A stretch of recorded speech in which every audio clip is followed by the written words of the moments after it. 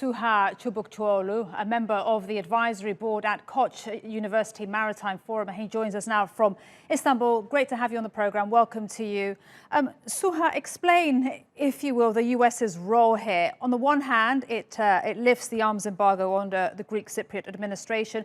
And meanwhile, we hear Mike Pompeo saying that the US wants all sides to stand down in the Eastern Mediterranean.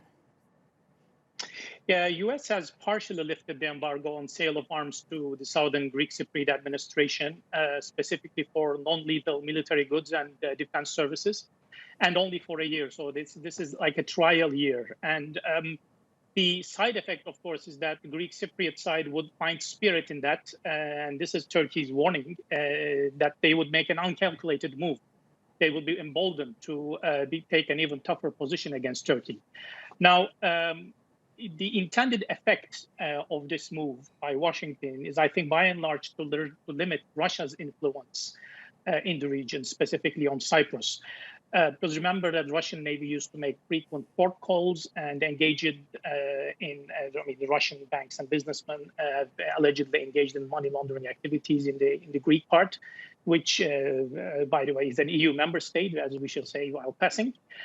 So it's against their rules and regulations as well, but it happens. And it has a symbolic meaning, this lifting of the arms embargo for Turkey, because it's a signal from the US, from the Western alliance, the EU and the NATO, to isolate Turkey and Turkish Cypriots even more, and to reassure Greece and Greek Cypriots of their involvement, their coverage under the US and Western defense umbrella, and to use them as a springboard for expanding influence in the East Med. So, Suha, let me just jump in there, because then the US is urging everyone to stand down in the Eastern Mediterranean, and surely by partially lifting this embargo, it is inflaming and tensions much more, surely.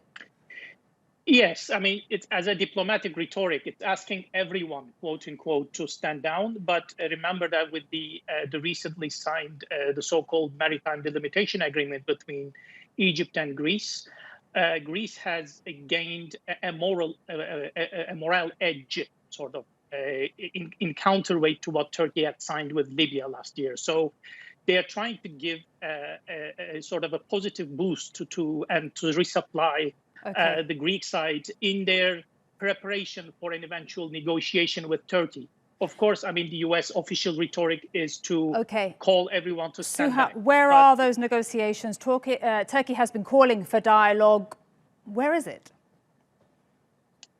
It's falling on deaf ears, apparently, in Athens.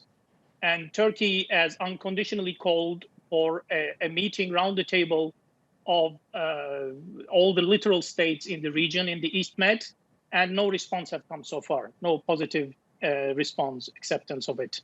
And Athens, by contrast, puts as a precondition for Turkey to withdraw its drilling and research vessels in the region, as well as its navy, which isn't going to happen. Of course, this is not a face-saving way to withdraw for Turkey. It's got to have a large political cost. And Suha, what happens next? Because Turkey has extended the Oruç Reis's time in the Eastern Mediterranean until September the 12th. How much further do you expect tensions to rise? And do you foresee, I hate to ask this, but a military confrontation? I think it's unlikely in the short term. However, Greek and EU officials have apparently put a red line if Turkey extends its research exploration activities to south of Crete, to the border point between Libya, the Government of National Accord, and Turkey's maritime border signed between the two governments last year. So if it extends to the region, to the part where Greece and Egypt have delimited, I think we may see a flare-up of tensions even further. Okay, so that is the red line, and that's important to watch out for. And just a reminder to our audience, actually, we have a special program on the East Mediterranean tensions, so do tune in for that. And a big thank you to our guest, Suha Chubuktuolu.